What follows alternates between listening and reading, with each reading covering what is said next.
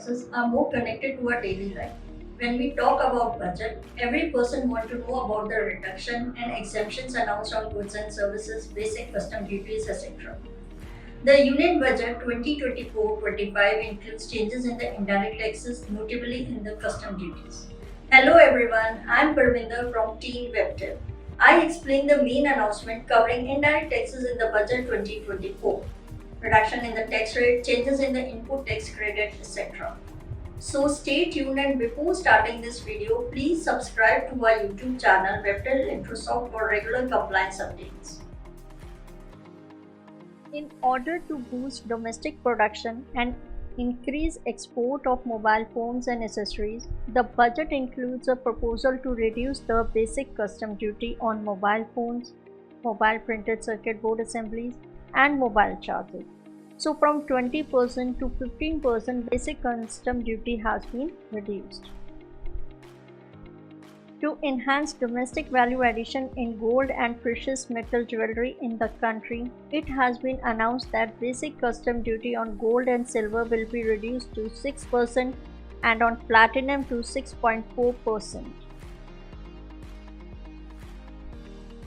On the particulars like broodstock, polychaete worms, shrimp, and fish feed, that is from 10%, 30%, and 15% respectively, has been reduced to 5% only.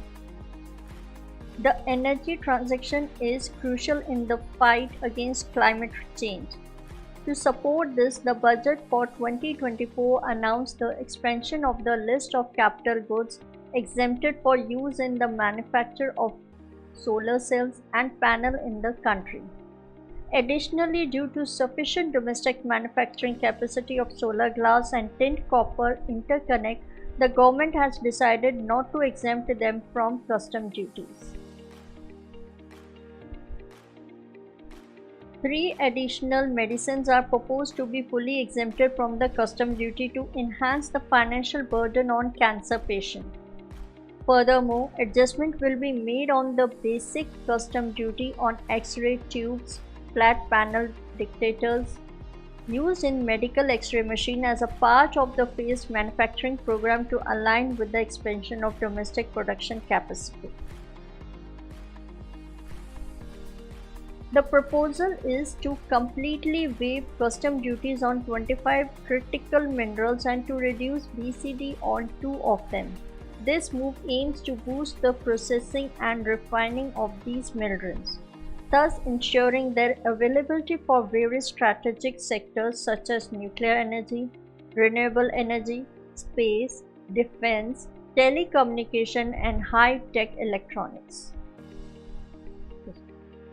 In respect of the initial year of the implementation of the GST Act, that is for the financial year 2017, 18, 18, 19, 19, 20, 20, 21, the invoices or debit credit note for these financial year, the registered person shall be entitled to take the ITC in any return under the section 39, which is filed upon the 30th November 2021. The extension will be applicable only where ITC on such invoices or debit credit note was not the time period on the date of the order of the cancellation. The above extension are retrospectively effective from 1st July 2017. However, no refund will be available where the tax has been paid or ITC has been reversed. ITC on the account of any services received before 1st July 2017 by the input service distributor shall be eligible for distribution of the GST credit even if the invoices relating to such services are received before the appointed date. The amendment will be made retrospectively effective from 1st July 2017. To alleviate the burden of pending GST litigation matters, the government have waived interest and penalty in the case other than the fraud or suppression of the fact which is applicable for the pre-financial year, that is for 2017-18, 18-19 and 19-20, in which the entire tax demand as per the rescission or order is paid up to the date to be noticed. Now, what are the conditions for the waiving of the interest and the penalty? The conditions are: first, notice is issued but order has not been passed. Second, order is passed by the proper officer but the appellate authority or revisional authority has not passed the order. Third, order is passed by the appellate authority or revisional authority but the tribunal has not passed the order. The waiver will not be available in the case where the notice is issued or an order is passed for the erroneous refund.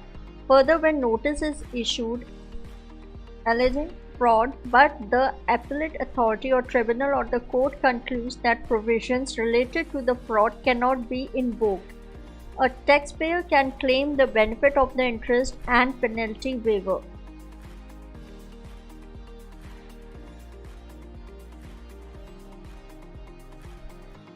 Now, the taxpayer cannot file an appeal once it takes the benefit of the interest and penalty waiver. Then, in case of the pending appeals, will need to be withdrawn. Based on the budget announcement, the government plans to establish a deadline for generating a self-invoices for goods received from unregistered supplier under the RCM, that is reverse charges mechanism. Furthermore, a self-invoices will be required if the supplier is registered exclusively for the tax deduction at the source. The current regulation do not permit business to claim an input tax credit refund on the goods that are exported and subject to export duty. The recent budget announcement in 2024 extends their restriction to cover situations where exports are made with the payment of Integrated Goods and Service Tax, that is IGST. Furthermore, a similar restriction will apply to the refund process when a taxpayer supplies such a good to a special economic zone, developer or unit. I hope you have understood the major changes in the indirect taxes in the budget 2024. The government has reduced tax burden on the common people, eased compliance requirements and logistic costs for the business. This is expected to increase revenue for both central and the state government. For better comprehension, check out the blog link in the video description box and share it with your friends and colleagues. If you found this video helpful, let us know in the comment section. Also, you can comment if you have any doubts, give a thumbs up and subscribe to our YouTube channel. Next Tuesday, we will come up with another interesting video. Till then, stay safe and stay tuned with us for better compliance and enterprise journey.